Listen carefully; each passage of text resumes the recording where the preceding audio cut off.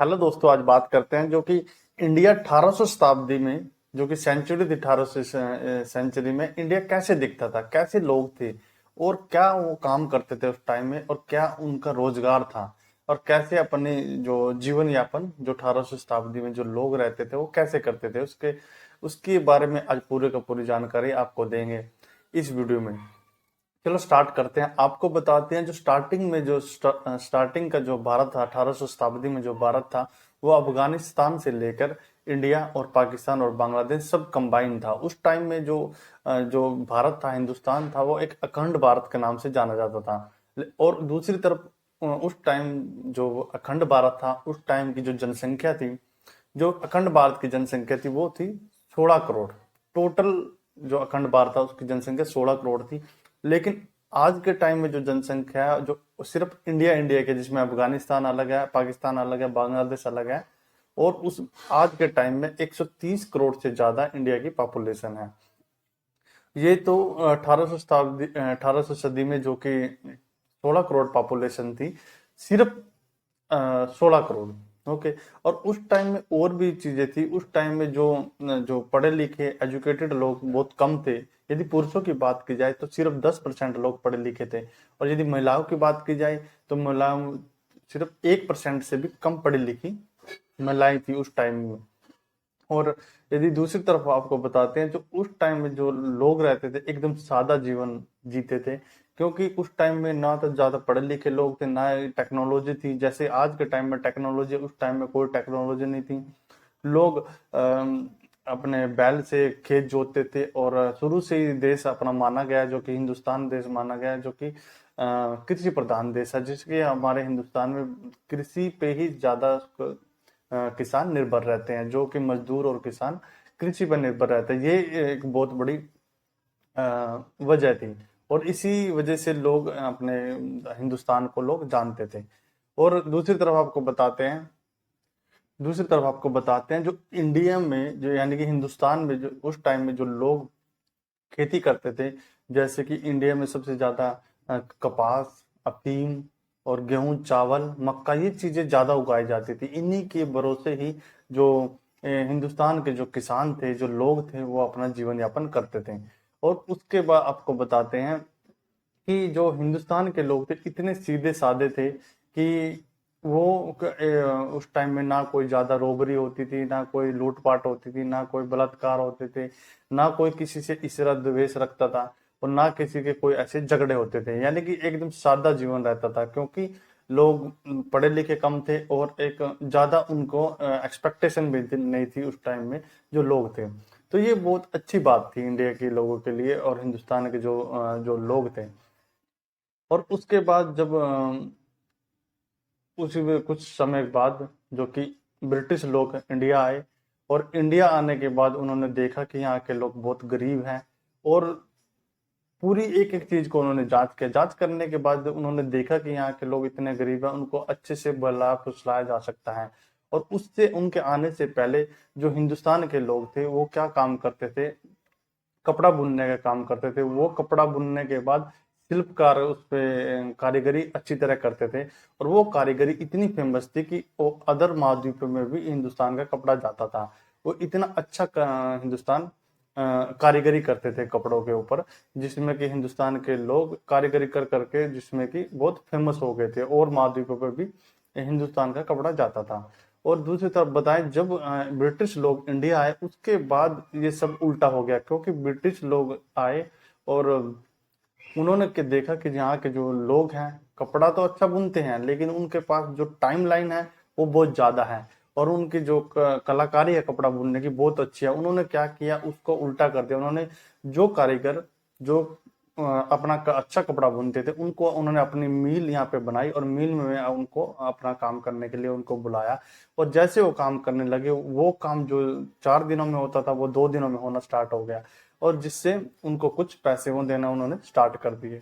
और पैसे देने से स्टार्ट करने के बाद जैसे कि उनका बिजनेस बढ़ने लगा, तो ब्रिटिश लोग थे जो अपना बिजनेस बढ़ाते गए, क्योंकि उनको और एरिया भी कवर करना था, कैप्चर करना था। तो इसलिए वो अपना बिजनेस बढ़ाते गए, उन लोगों को जो अच्छे कारीगर थे अपने पास रखने लगे। रखना स्टार्ट कर दिया और उनको काम देना स्टार्ट कर दिया।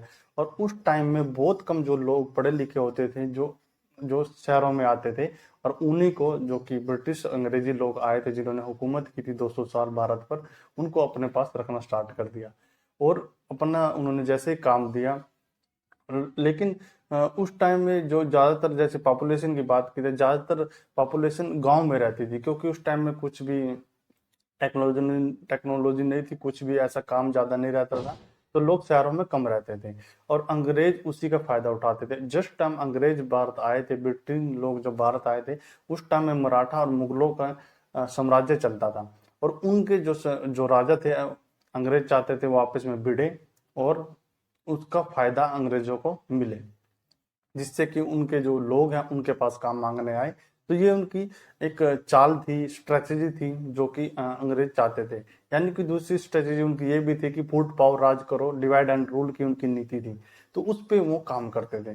तो जैसे जैसे अंग्रेज जब भारत आए तो उनका जो कपड़े का बिजनेस था, उन्होंने देखा कि उसको बढ़ाया और दूसरे देशों में और फॉरेन कंट्रियों में, विदेशों में भेजना स्टार्ट कर दिया, जिससे उनकी इनकम बढ़ती चली गई। जैसे इनकम उनकी बढ़ती चली गई और तो वहां से जो उनको अर्निंग स्टार्ट कर दी और यहाँ पे उन्होंने ज्यादा मिल खड़े कर दिए, जिससे कि लोग उसमें काम करने आए और जो कि गरीब लोग हैं उनको वो काम दे, जिससे कि जो कि हिंदुस्तान के लोग हैं उन पे आश्रित हो जाएं जो कि अंग्रेज लोग थे।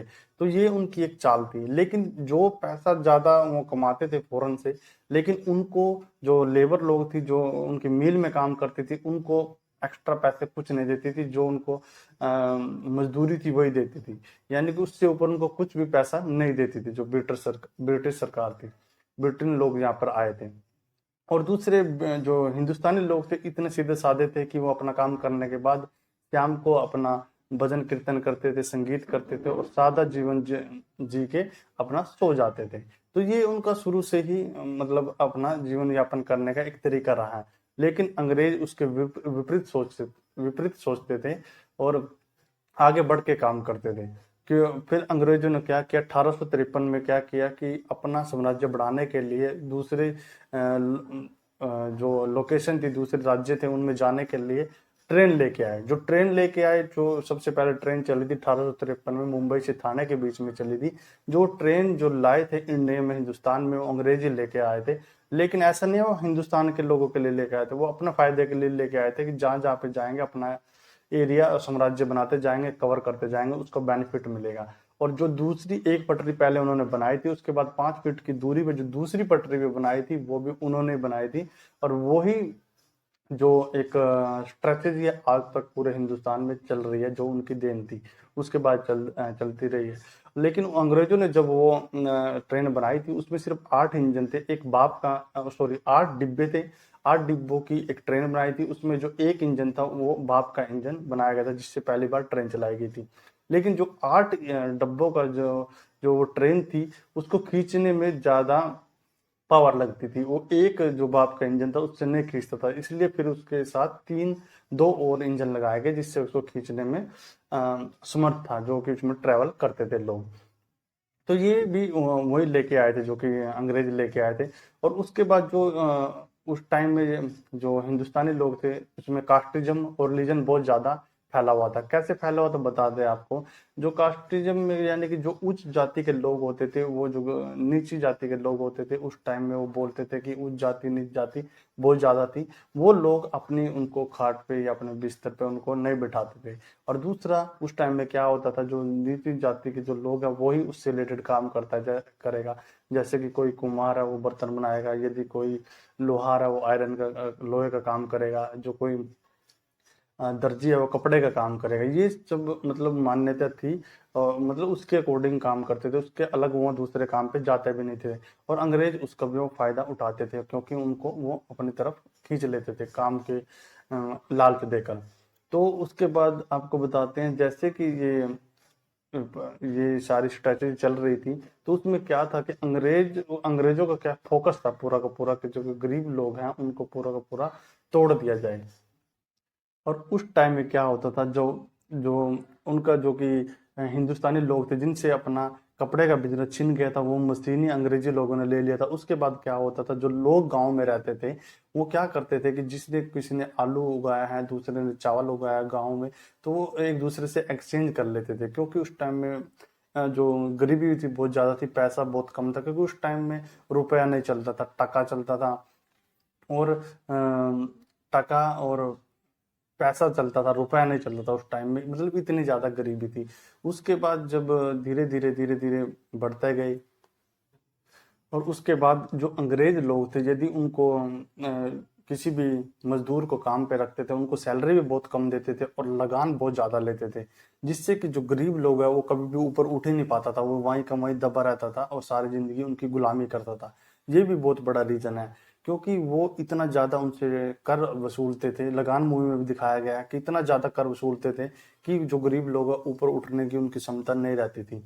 और यदि कोई छोटी मोटी बीमारी यदि गरीबी में लग भी जाती थी गरीब लोगों को, जो कि हिंदुस्तान के लोगों को, वो मतलब क्योंकि उस टाइम हेल्थ से रिलेटेड कोई भी फैसिलिटी नहीं थी, कोई भी हॉस्पिटल नहीं थे, कोई भी गवर्नमेंट प्राइवेट कोई भी हॉस्पिटल नहीं थे उस टाइम में, तो वो बीमारी धीरे धीरे सब में फैल जाती थी। वो डिसीज एक बीमारी बन जाती थी, पेनेडेमिक एक बीमारी बन जाती थी, जिससे कि पूरे पूरे लोगों में फैल जाती थी और उससे लोग मरने स्टार्ट भी हो जाते थे। यानी कि उस टाइम की ये स्थिति थी, यानी 1800 शताब्दी की ऐसी स्थिति थी। और ये वीडियो आपके सामने हम लेके आए थे। ये कैसा आपका वीडियो लगा कमेंट बॉक्स में बताएं। जल्दी आपके सामने दूसरा वीडियो लेके आएंगे, तब तक ले जाएंगे।